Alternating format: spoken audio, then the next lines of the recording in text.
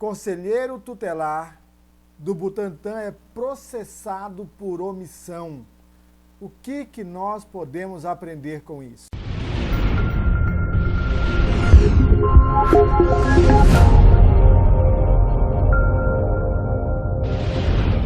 Olá, amigos, olá, amigas, tudo bem?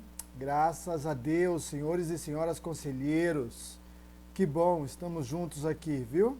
Estamos aqui quase no meio do mês de novembro de 2016 e mais uma notícia, esta um pouquinho mais antiga, é do começo do mês de novembro, foi publicada no jornal Estadão de São Paulo no dia 7 de novembro de 2016 e como sempre vamos ler um pouco para aprender um pouco com isso. Vou ler a notícia aqui para vocês. Não toda na íntegra, mas eu vou deixar o link da notícia, tá? Da notícia original, como sempre, seja no meu site, seja no Facebook, seja no YouTube. Vocês, por favor, vão também no link para ver qual era a notícia original, ler na íntegra, tá bom? Então eu vou deixar o link lá, vocês vão abrir o jornal Estadão e vão ler essa notícia. Também o que eu peço, curtam a página. Talvez você esteja assistindo pelo Facebook, talvez esteja assistindo direto no meu site, o eca-capacita.com.br, talvez estejam assistindo no YouTube, ótimo. Se for no YouTube, assine o canal.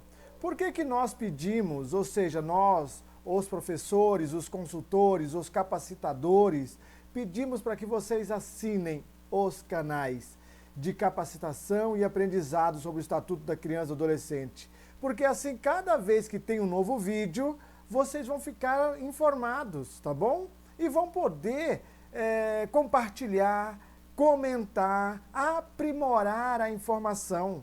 Então assine o canal, basta descer um pouco a imagem, tem lá o botão inscreva-se. Você então clica ali e se inscreve no canal do YouTube.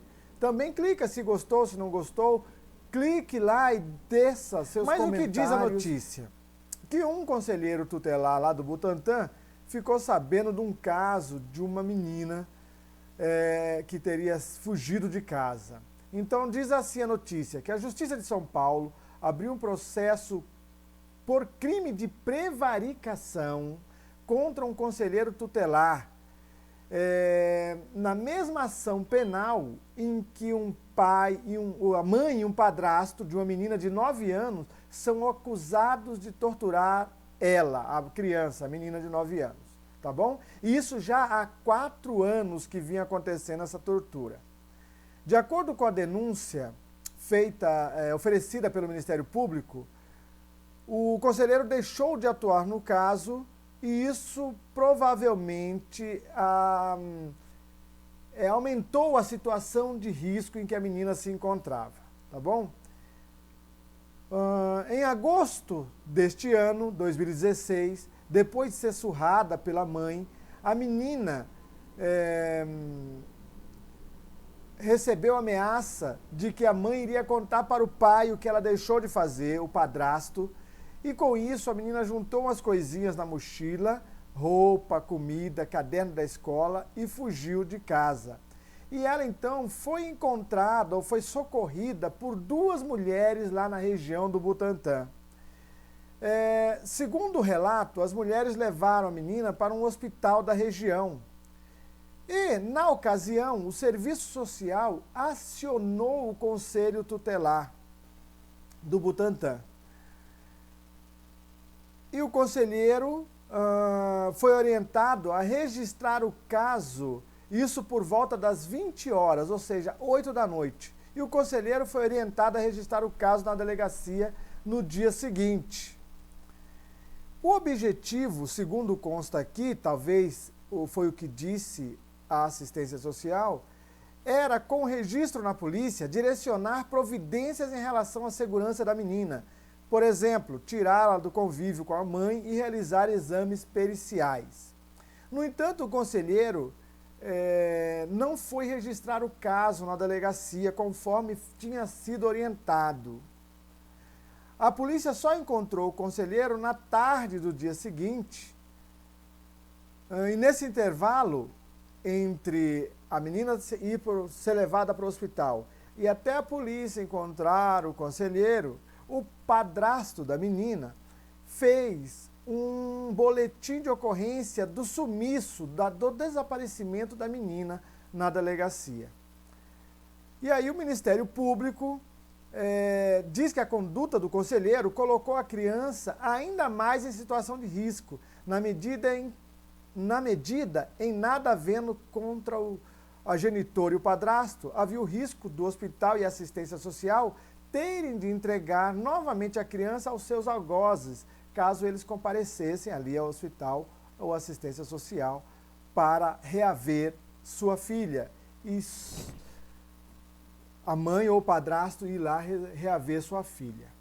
Bom, aí, como o caso, o conselheiro tutelar não foi registrar o caso na delegacia, foi então pedido no Conselho Tutelar da Lapa, região vizinha, foi acionado e tomou as medidas que achou ou julgou necessárias, o que acabou sendo feito o boletim de ocorrência, e depois do boletim de ocorrência feito, a mãe e o padrasto foram presos, tá?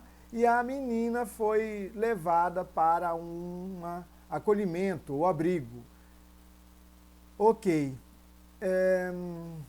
E aí tem mais dados aqui na notícia. Se eu ver alguma coisa mais relevante, eu torno a falar para vocês, para não ler toda a notícia, porque eu quero realçar alguns pontos aqui para o nosso aprendizado.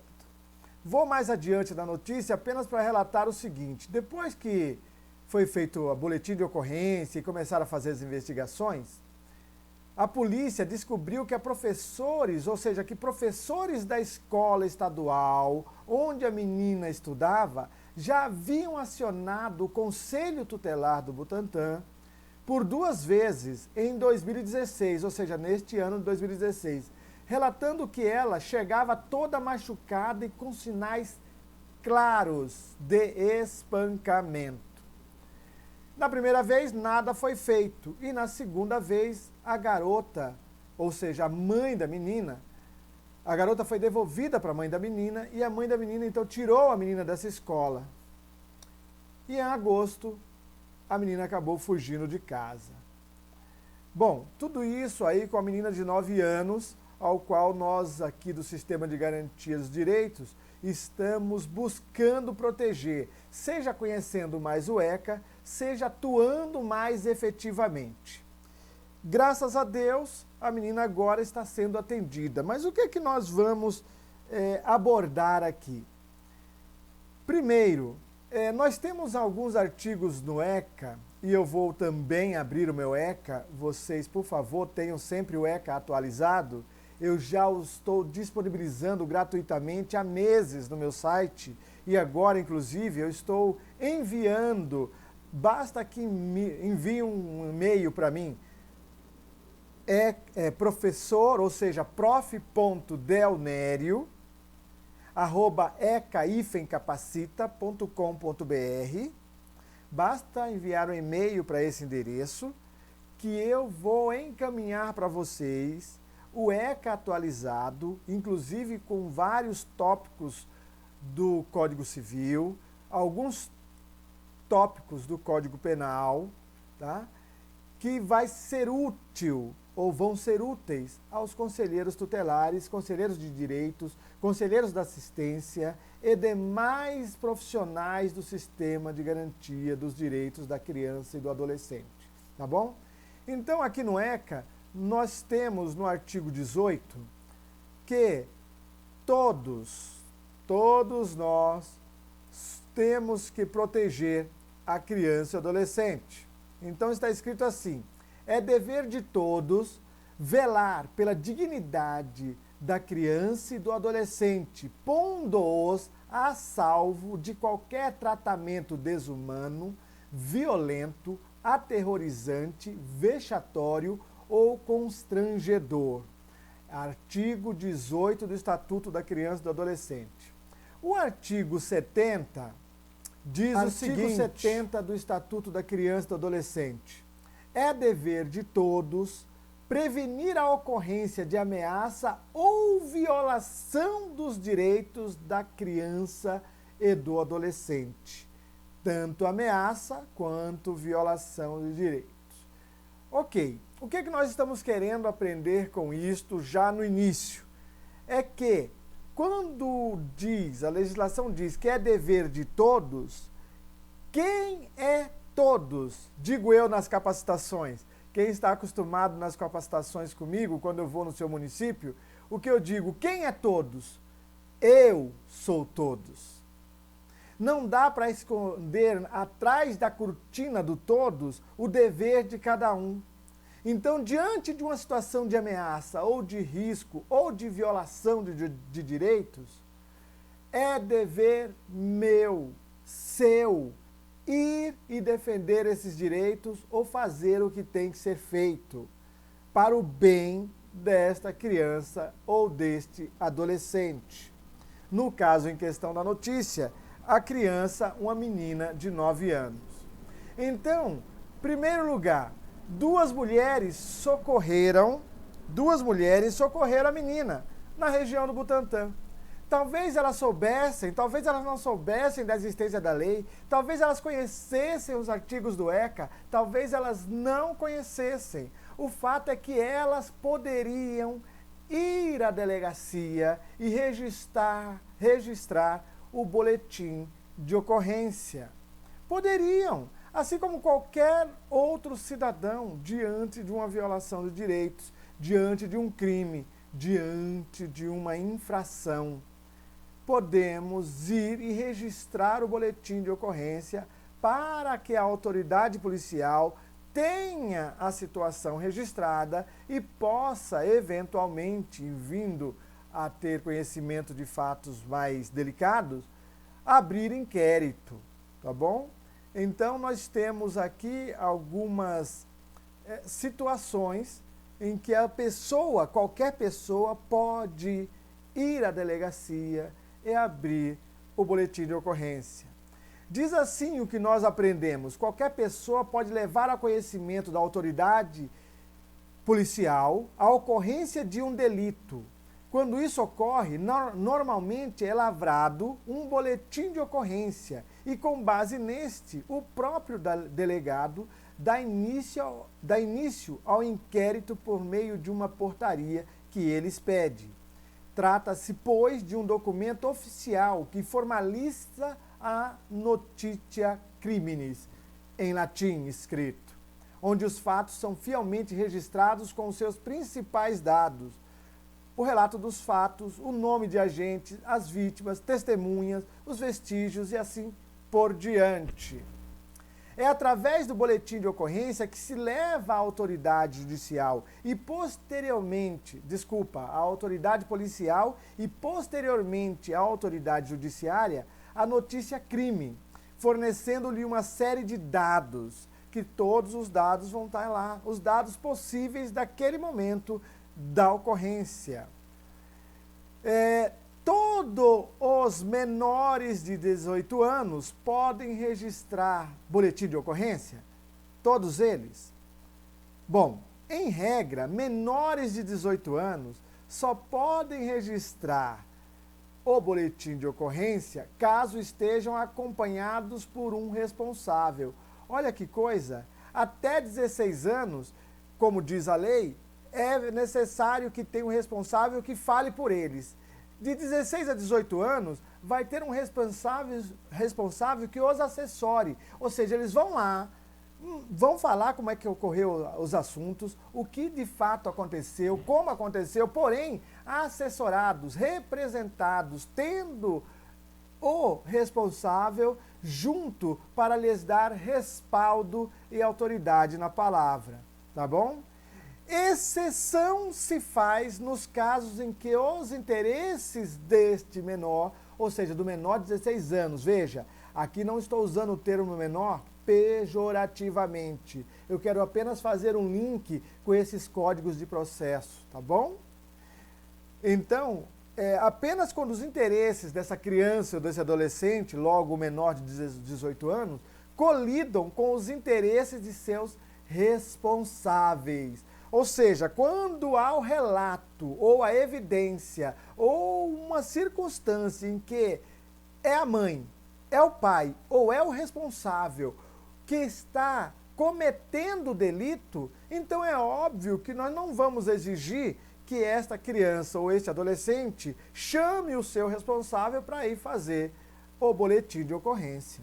Isto é óbvio. Então fica para a comunidade, fica para a sociedade, fica para o poder público representado nos seus diversos órgãos. Como diz o artigo 4º do Estatuto da Criança e do Adolescente, é dever da família, da comunidade, da sociedade e do poder público assegurar com absoluta prioridade os direitos.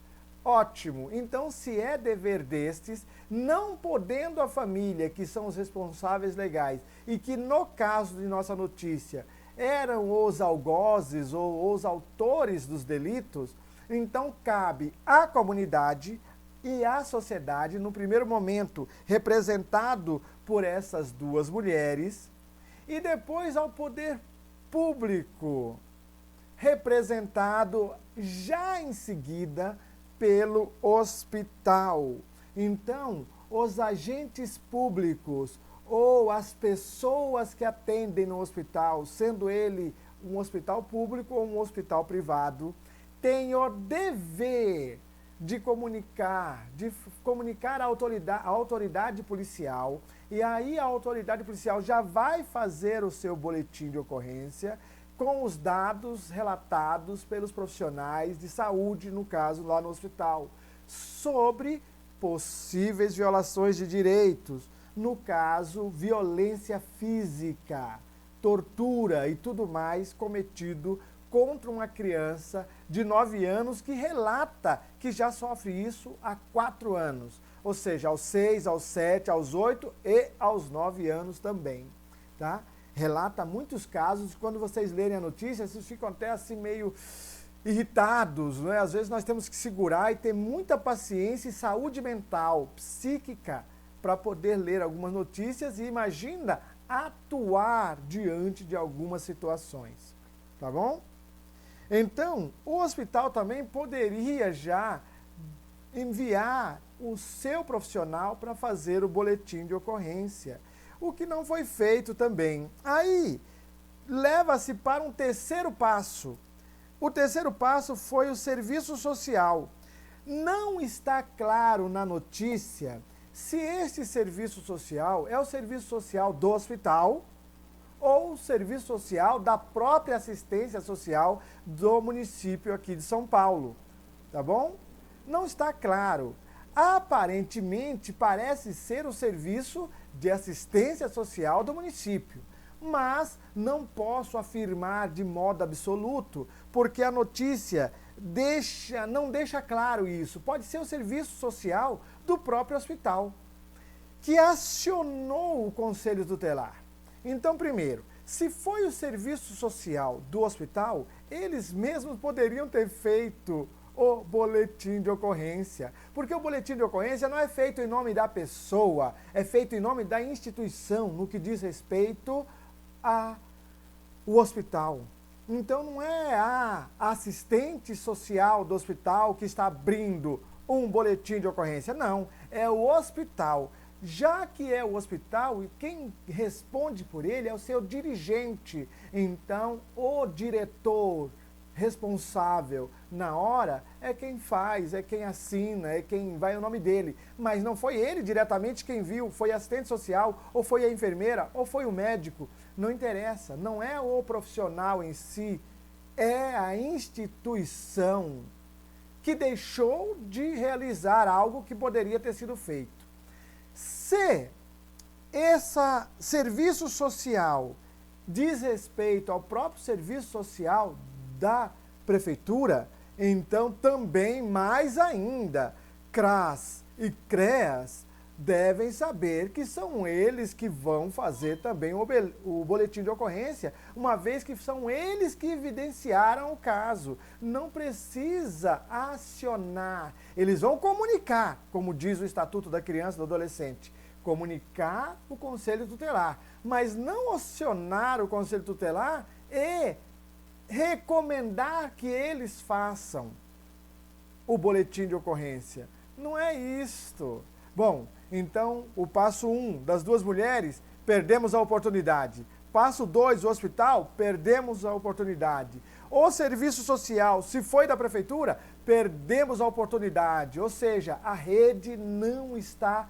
funcionando de modo ativo. Talvez o Conselho Municipal de Direitos tivesse que ter estipulado junto com o Conselho Tutelar e os demais membros da rede quais são os fluxos e os itinerários que deveriam correr ações como esta. Tá bom? Ok. Aí, o Conselho Tutelar, o conselheiro acabou sendo procurado e ele, sendo acionado, começou a dar algumas desculpas, tá? Primeiro, de que o caso não era dele, e sim de um outro. Vocês vão ler isso na notícia. Na notícia ele fala, não, mas o caso não foi comigo. Lá atrás, quem estava vendo o caso dessa menina era um outro. Eu, naquele dia, estava de plantão, e aí por isso, quando ela fugiu, não é? Eu estava de plantão, e por isso que eu fui acionado. Mas o caso não era meu. Então, primeira coisa, nenhum caso é do conselheiro. Todos os casos são do Conselho Tutelar.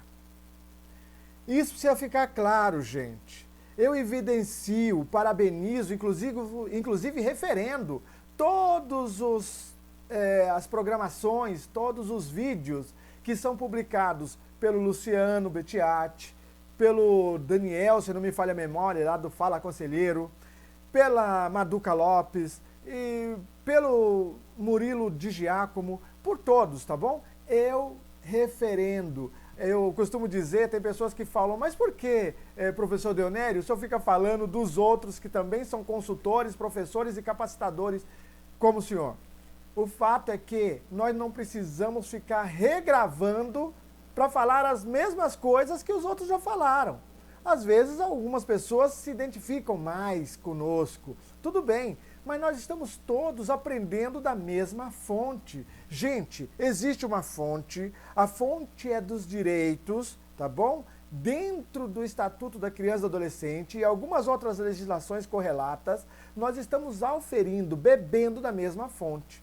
Então, é óbvio que nós vamos colher as mesmas características. Não preciso ficar regravando o que o Luciano, ou que o Daniel, ou que a Maduca regravou. Mas tem assuntos que perpassam, então nós falamos novamente, tá? Esse é um dos casos. Já foi dito e redito que todos os casos são do Conselho Tutelar. Ok, mas o Conselho Tutelar é representado pelos seus conselheiros.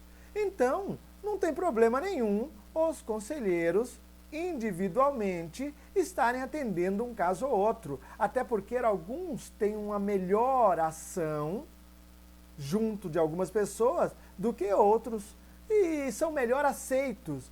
Isso diz respeito à empatia que se cria.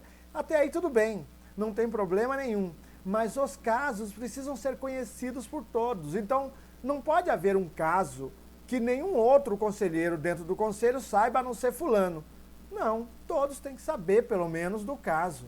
E isso tem que ficar evidente, tá bom? Outra coisa também que o conselheiro falou foi jogar a culpa no sistema ou na estrutura.